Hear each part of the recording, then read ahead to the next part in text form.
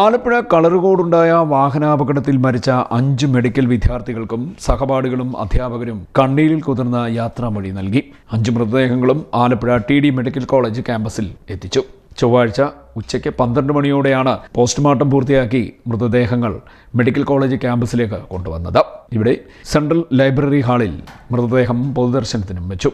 കോട്ടയം പൂഞ്ഞാർ ചേന്നാട് കരിങ്ങോഴക്കൽ ഷാജിയുടെ മകൻ Ayush Shaji, Palakkad കാവു street Sekharapuram ശ്രീവിഹാറിൽ KT ശ്രീവത്സന്റെ മകൻ ശ്രീദീപ് വത്സൻ, മലപ്പുറം കോട്ടയ്ക്കൽ ചീനംപുത്തൂർ ശ്രീ വൈഷ്ണവത്തിൽ AN ബിനുരാജിന്റെ മകൻ B ദേവാനന്ദൻ, കണ്ണൂർ വേങ്ങര മാടായിമുട്ടം പാണ്ഡ്യാല വീട്ടിൽ മുഹമ്മദ് അബ്ദുൾ ജബ്ബാർ, ലക്ഷദ്വീപ് അന്ത്രോത്ത് ദ്വീപിൽ പാക്രിയാച്ചിയാപുരം വീട്ടിൽ P മുഹമ്മദ് നിസാറിന്റെ മകൻ മുഹമ്മദ് ഇബ്രാഹിം എന്നിവരാണ് മരിച്ചത്.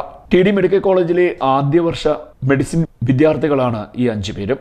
കളറുകോട് ചങ്ങനാശ്ശേരി ജംഗ്ഷന് സമീപമുണ്ടായ വാഹനാപകടത്തിലാണ് മരണം സംഭവിച്ചത്.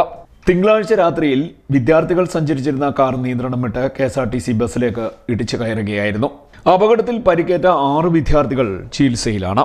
മന്ത്രിമാരായ വീണ ജോർജ്, സജി ചെറിയാൻ, P പ്രസാദ്, MLA മാരായ H സലാം, PP ചിത്തരഞ്ജൻ തുടങ്ങിയവർ അനുബന്ധ നടപടികൾക്ക് നേതൃത്വം നൽകി. മൃതദേഹങ്ങൾ അവരവരുടെ നാട്ടിലേക്ക് കൊണ്ടുപോവുകയും ചെയ്തു. പോലീസ് അകമ്പടിയോടെയാണ് ആംബുലൻസുകൾ പോയത്. നിരവധി പേർ വിദ്യാർത്ഥികൾക്ക് അന്ത്യാഞ്ജലികൾ അർപ്പിക്കാൻ മെഡിക്കൽ കോളേജ് ക്യാമ്പസിൽ എത്തി. CDNet news, Kayamkulam.